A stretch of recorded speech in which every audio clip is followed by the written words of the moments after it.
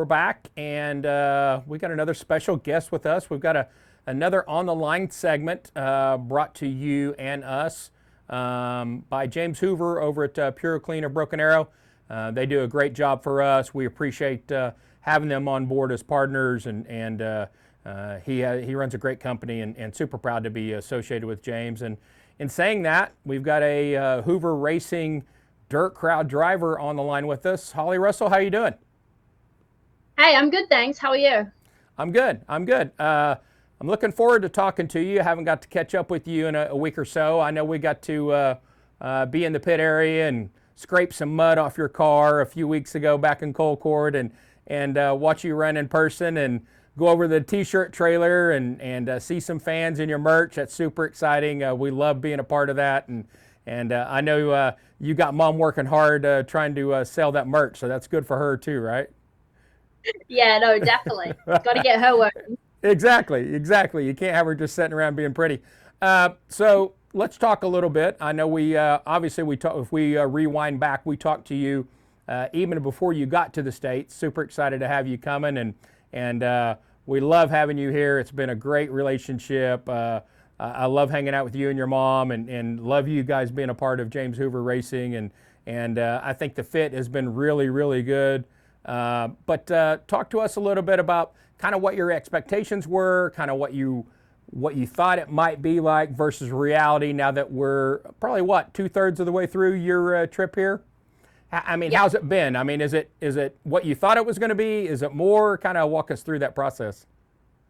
Yeah, I mean, I didn't really have any expectations coming in. I mean, I've never been here before. I've never been on a holiday to the States before, so I didn't really have too many expectations. I just wanted to meet the team and start working with the team and networking and I guess getting my name out here in the States.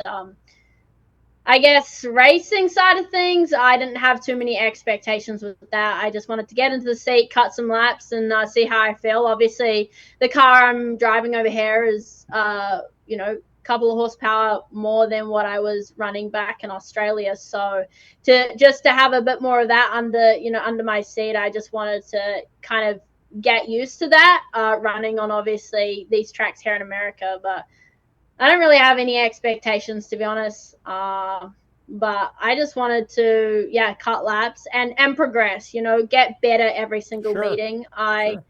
I see that. I'm seeing that a lot. I mean, I feel like I'm progressing a lot faster than I thought I would, and that's a positive to take away from this trip. But I mean, that's probably my expectation was, just to progress. Well, and for our fans that don't know, I know a lot of them do, but a lot of them don't. You can't raise the bar so high when you come over and you're running a different car that you haven't run before, with a different team that you haven't raced with before, on tracks you haven't raced before. It's a process. You don't just jump in and are automatically fast, right? There's a lot that has to gel before you even get to the track and get speed built up. And I think that's one of the things that I know in talking to James and Richie and those guys, they feel really comfortable having you here. They love what you're doing. They love you representing their sponsors and your sponsors, and obviously we do on DirtCrowd as well. But I think that's one of the things that people need to understand, right? You've got stuff that you need to do in the car, and then we've got the networking and the sponsorship stuff and the outside for your partners, and it's all a process. It's not just add water and it's instant result. So I know from that standpoint, you've been really good. I know every time we've been out, you've been able to show speed. It's just a matter of getting comfortable, and that takes time. Yeah, no, it's definitely not an overnight thing. I mean, I've been at the social media for 5 years now, and I'm kind of only just raising the bar in it, and it's definitely working and paying off for me. And it's the same principle as me being in the seat.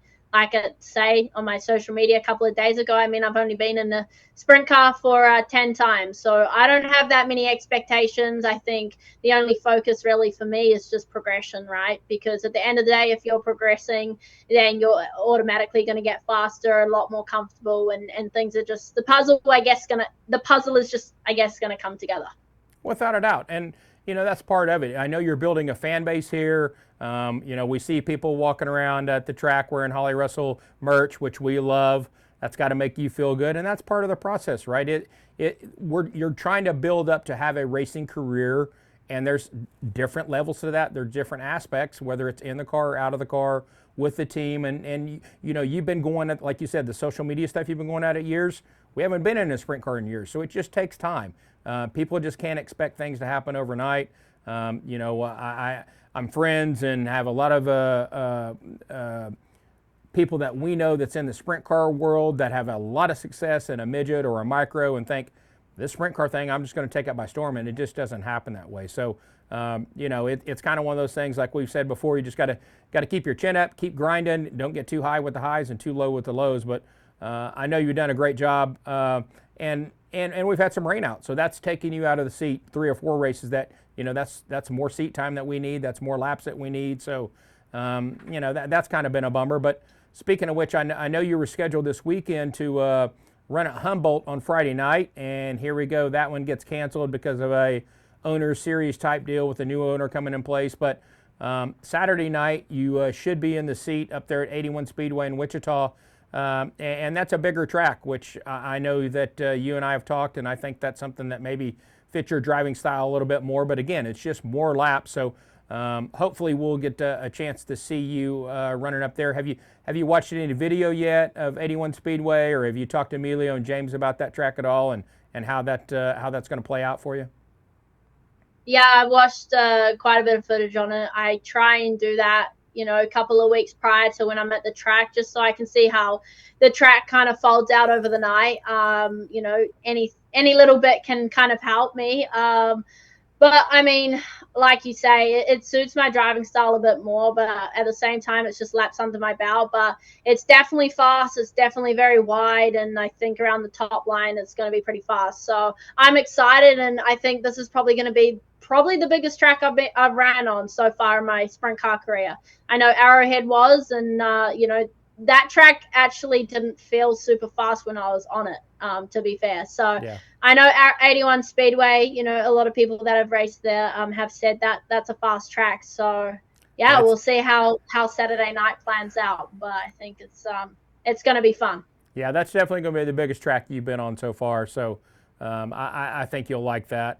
So let's talk a little bit about outside of the car. How has the States been from you? I know the hospitality's been there. Everybody's looking out for you and taking care of you and wanting to help out in any way that possible. But as far as the States themselves, as far as you getting around town and driving, and how's that been? Is that different than you expected, or again, was it no expectations and just kind of see how it goes? It's different. Like I mean, everyone says I'm on the other side of the world, so it's got to be different. I mean, meeting everyone's super lovely, and I've gelled with everyone that I've met so far, and they're very open and respected, and I give back to them as well, to all the Americans. The food side of things, I'm always been a bit fussy with my food, so I think I started off eating Pringles pretty much every day since I landed here, but then I've kind of ventured out and had to eat some decent food, obviously, with my training and things like that. But yeah, food's been a little bit of a struggle, but yeah, it is what it is. I'm glad you brought it up, because I didn't want to have to be the one to mention that all you eat's Pringles. So I'm glad that you actually told on yourself and are trying to make progress with that. So that's a good thing, right? Yeah, no. I do gotta say, I didn't have it for breakfast, lunch, and dinner. Maybe I had it for a snack, but that's really all I ate was Pringles. But the driving obviously is going to be completely different. Driving on the other side of the road, right. I've nearly been in one or two crashes, but we've been close. But we haven't crashed yet. But it's just different because having to really think and concentrate when I'm driving. But we've kind of nailed it now. So the freeways are super fast, and I think we're going about 130 k's per hour, which is like 80 for you guys. So yeah, that's pretty fast for us. And the on ramps and off ramps are totally different, but I guess we got to make it work, right? to drive around. Well, at least you're not having to wear your Hans and your helmet when you're driving around, just going to Shields or whatever, right? Literally, yep. So let's talk a little bit again about the racing side. How many days do you have left? here before you have to go back? Oh, well, maybe about a month and a week until, yeah, we go back home. Okay, so we're going to have 3, 4, or 5 races, whatever, and left for you racing here. After that, kind of what's your plan when you go back home? I mean, what are you going to be racing? Kind of where will you be racing? How does that look? Do you have that already kind of sorted out? Yeah, so for me, I plan ahead quite far than a lot of people. So I always like to have, my racing planned out, because at the end of the day, that's what I want to do as a career, and it's slowly going that way. So we're going to be racing in Australia. We're still working on something at the second, but we're going to be racing in Australia for the season. Well, from when obviously the season starts to when we can come back to America, start of April. So yeah, we'll be running a 525 crate motor, and obviously in a sprint car. And so yeah, we're just going to get as many races as we can in Australia, as much seat time as we can until we venture back to America, start of April. That's our plan. Well, that sounds great. We're looking forward to having you come back. Obviously, we're not trying to rush you off. We wish you could just stay here, but it's good to know that, like we talked about before, it's seat time is ultra important. So you got to be in the car as much as you possibly can, and I think looking forward, like you say, you plan ahead.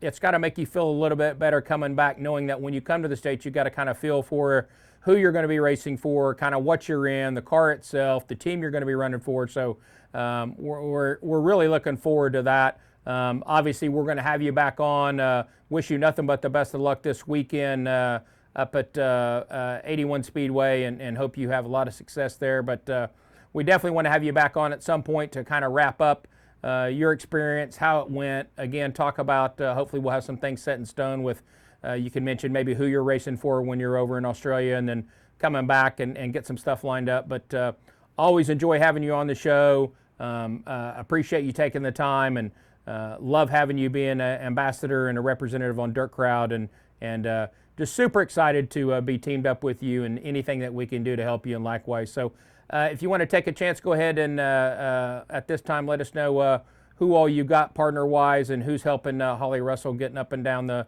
road and around the track.